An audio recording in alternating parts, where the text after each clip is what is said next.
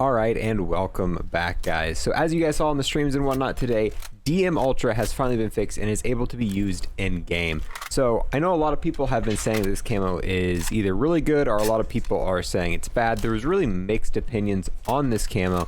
So in this video, I've gone through every single weapon in the game on 4K PC max settings, and I'm showing each and every weapon with the Zombies Mastery tier camo and the multiplayer mastery tier camo side by side. So on the left side, we've got DM Ultra, which is the camo that you get for getting all gold weapons in multiplayer, and on the right, we've got Dark Aether, which is the final tier camo you get in Zombies for getting every single gold weapon. In terms of time played, obviously the multiplayer one takes quite a bit longer.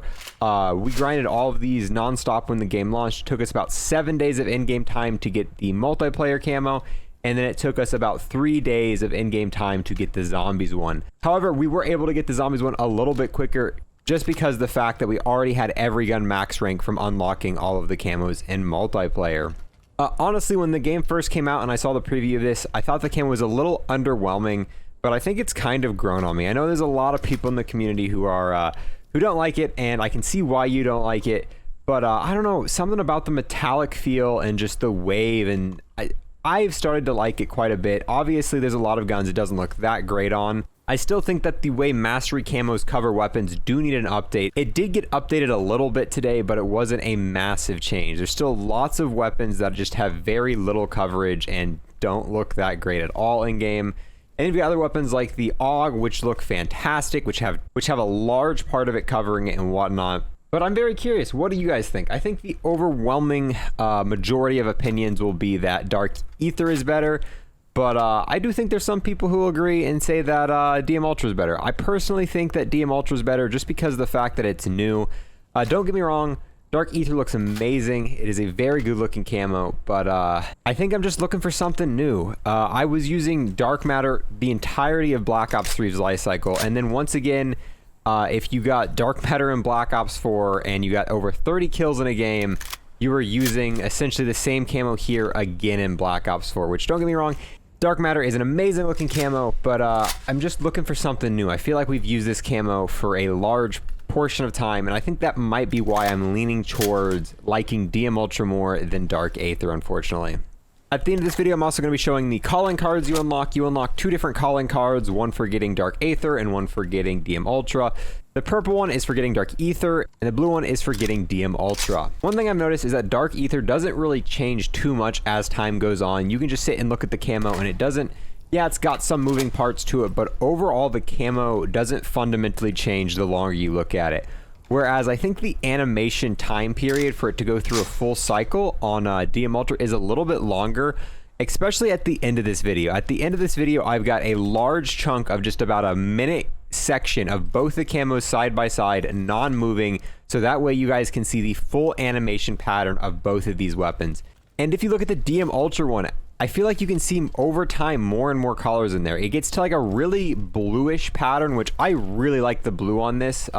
It does, for a lot of parts, look like this purplish kind of metallic, almost chrome type feel. But I think that DM Ultra looks the best when you do get that blue pattern to come out.